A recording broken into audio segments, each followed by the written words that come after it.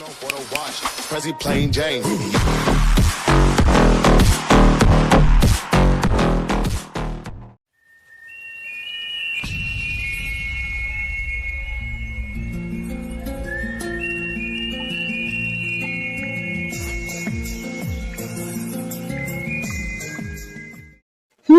এত সুন্দর আইডিয়া দিলাম, ট্রিট দিবে না?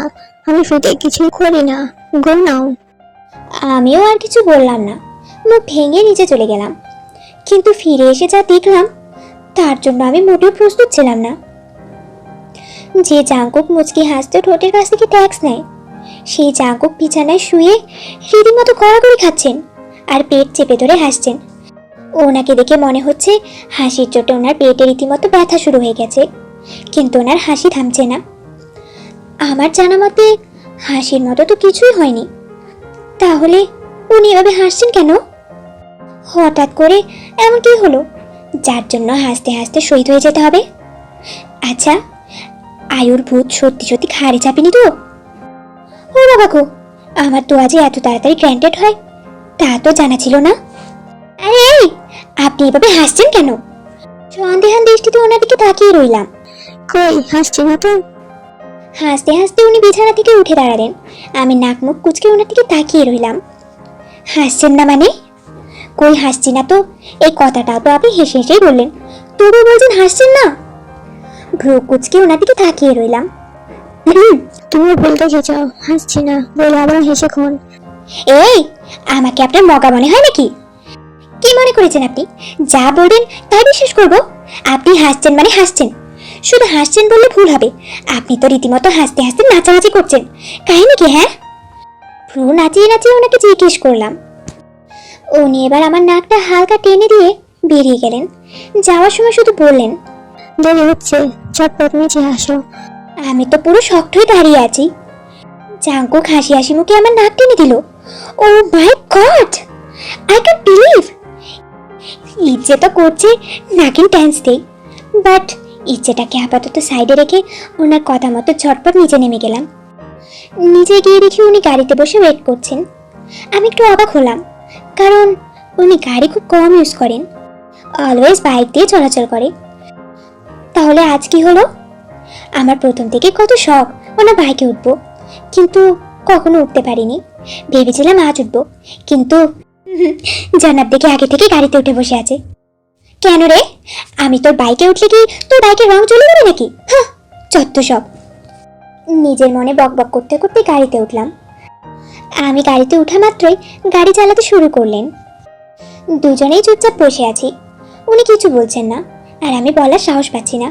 পেটের মধ্যে কথাগুলো কিলিবিলি করছে, কিন্তু গলা পর্যন্ত এসে হাটকে যাচ্ছে।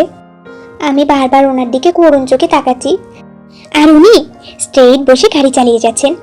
হঠাৎ করে উনি বলে উঠলেন, বারবার উপরে তাকানো কি আছে? আমার তো অন্যরকম দেখছো না?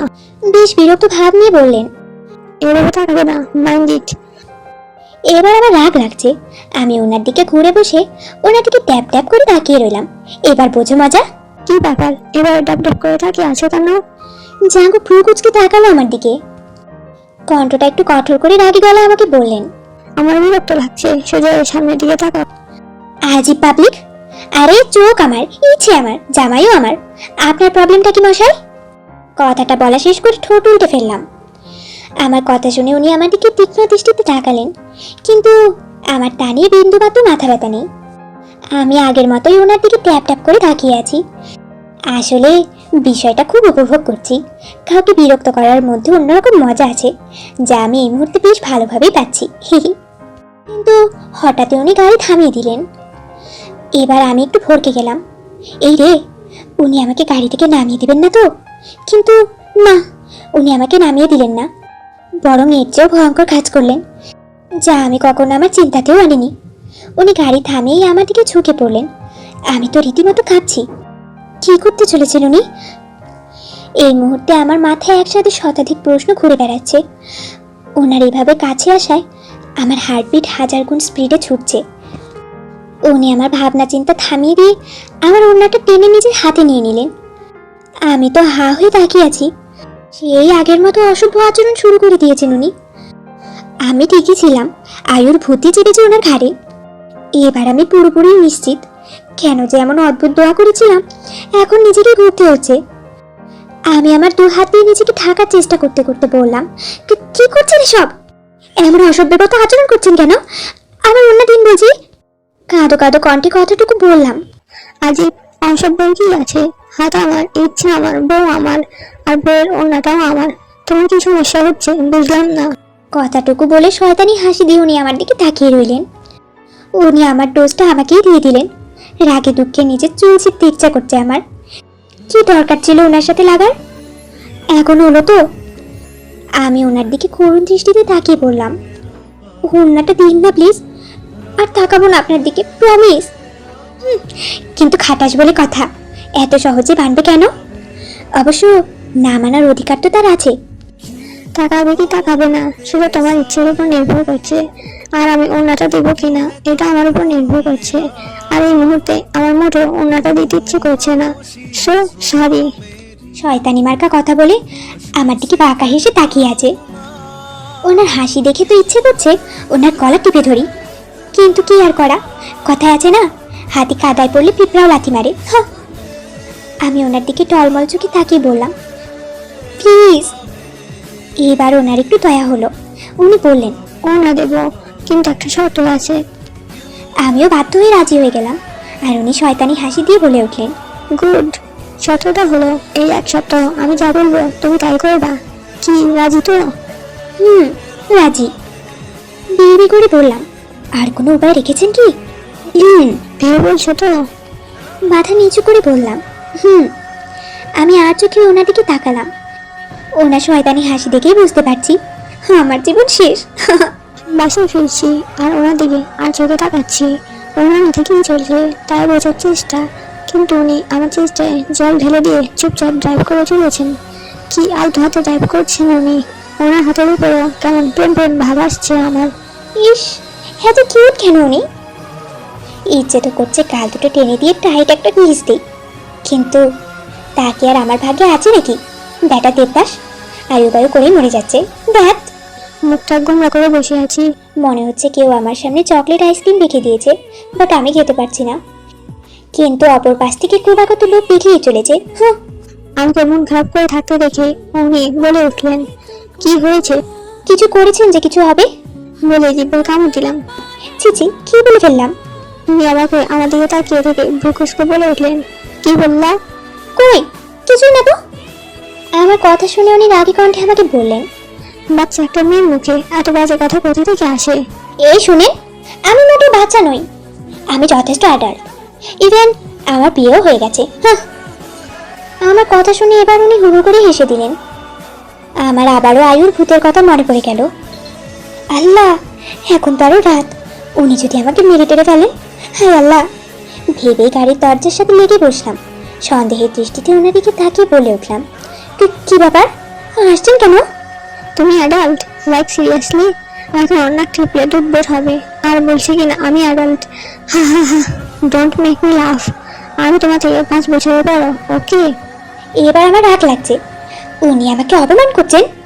এক্সকিউজ মি, আপনি বুড়া বলে যে সবাই বাচ্চা হবে তা কিন্তু নয়, ওকে? ভাব নিয়ে হাত দিয়ে না খুশি ওনার দিকে তাকালাম। জাগো ভ্রুকুচকে আমার দিকে তাকিয়ে বললেন, কি আমি বুড়িটা? অবশ্যই আপনি বুড়া। আমি বাচ্চা হলে আপনি 100% খাঁটি বুড়া। আর ম্যাড, তোমার চোখে কি সমস্যা আছে? আমার মতো হট অ্যান্ড হ্যান্ডসাম ছেলেকে তোমার কাছে বুঝা মনে হয়? তুমি জানো মেয়েরা আমাকে দেখে ফিদা হয়ে যায়। ও রিয়েলি, নাইস জোক। আপনি হট অ্যান্ড হ্যান্ডসাম হলে পৃথিবীর সব হ্যান্ডসাম ছেলেরা সুইসাইড করবে।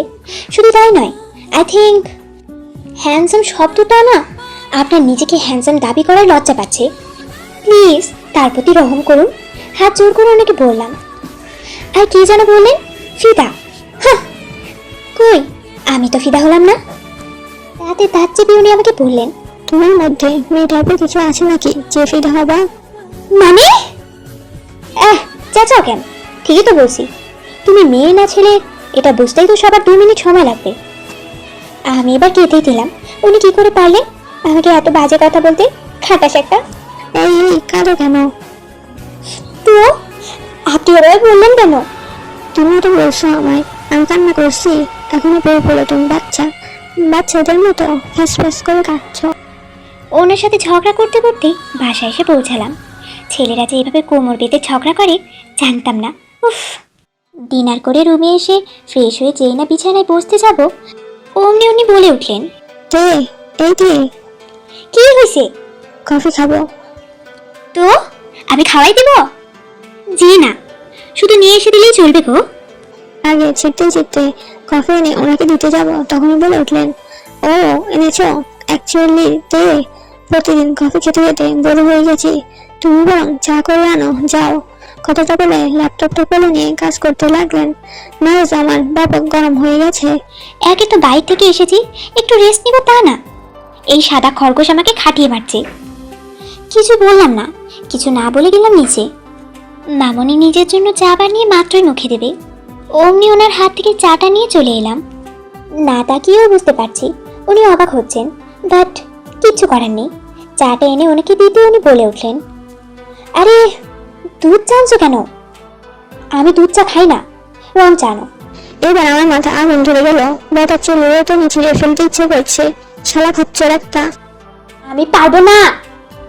আপনার সব কথা শুনতে হবে নাকি আজিব? হ্যাঁ শুনতে হবে, তুমি ভুলে গেছো গাড়িতে বলছিলা আমার সব কথা শুনে চলবে। চলো যাও নিয়ে এসো। আজ থেকে অন্যায় করতাম না, এই অন্যায় যত নষ্টের করা। রাগে যেন আমার মাথা ফেটে যাচ্ছে। উফ, এই লোকটা কি ইরিটেটিং। রাগে ফুসতে ফুসতে নিচে নামলাম। এবার মামু মামির সাথে বসে আছে। মামি আমাকে দেখে তাড়াতাড়ি চায় চুমুক দিলেন। আমি সোজা আরিফ চাচার সামনে দাঁড়ালাম। উনি মামুকে চা দিচ্ছিলেন। মামু উইদাউট সুগার রং চা খায় জানতাম, তাই ওনার হাত থেকে চাটা নিয়ে নিচে বসে থাকায় সবাইকে দ্বিতীয়বারের মতো অবাক হওয়ার সুযোগ করে দিয়ে ওখান থেকে কেটে পড়লাম। এবার উনি গিয়ে সোজা ওনার সামনে দাঁড়ালাম। উনি কিছু বলতে যাবেন, তার আগে চাটা টেবিলে রেখে ওনার হাত থেকে ল্যাপটপটা ছিনিয়ে নিয়ে কলা চেপে ধরে লাগিয়ে বলে উঠলাম, এইবার যদি না খাইছস তো তোর মাথায় ঢালুম চা, বুঝছস? বলে কলা ছেড়ে ওনার হাতে চার কাপটা ধরিয়ে দিয়ে কোমরে হাত দিয়ে দাঁড়ালাম। উনি আর কিছু বললেন না, চুপচাপ খেয়ে নিলেন। ওনার মুখের অবস্থা দেখে রাগ বলে ভা করে হেসে দিতে ইচ্ছে করছে, কিন্তু নিজেকে সামলে নিয়ে বিছানায় শুতে চলে গেলাম। বিছানার কাছে গিয়ে দাঁড়াতে উনি বলে উঠলেন, বিছানায় নয় তুই শোকায় শুবা। আমি অবাক ওনার দিকে তাকালাম, কারণ এই কয়দিন এক বিছানাতেই থেকেছি। আজ হঠাৎ কি হলো? আমি ভ্রু কুচকে জিজ্ঞেস করলাম, কেন? আমি বলছি তাই। আপনি যেহেতু বলেছেন তো আপনি সোফায় গিয়ে ঘুমান, আমি পারবো না। তুমি আমার কথা শুনতে বাধ্য। মোটেও না। হঠাৎ উনি উঠে দাঁড়ালেন। ওনার দাঁড়ানো দেখি আমার গলা শুকিয়ে গেল, এতক্ষণের কনফিডেন্স গুলো সাথে সাথে ফুস হয়ে গেল। উনি শার্টের হাতা গোটাতে গোটাতে আমার দিকে এগিয়ে আসছেন। এটা দেখে তো রীতিমতো আমার কাঁপাকাঁপি অবস্থা। এবার আমি সত্যি শেষ।